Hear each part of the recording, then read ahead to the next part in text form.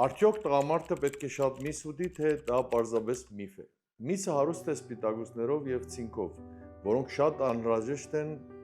մկանային զանգվածի եւ տեստոստերոնի արտադրության համար, բայց դա չի նշանակում, որ առանց մսի տղամարդու հորմոնները անմիջապես կնվազեն։ Մսի չափազանց օգտագործումը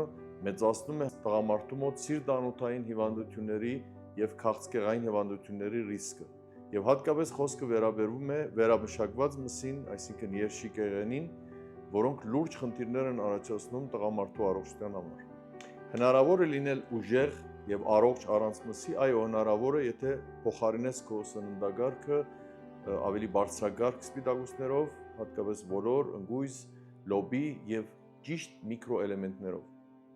Ամենակարևորը չափավորությունն է, պահպանիր այս ռիլը և կիսվիր քո ընկերների հետ։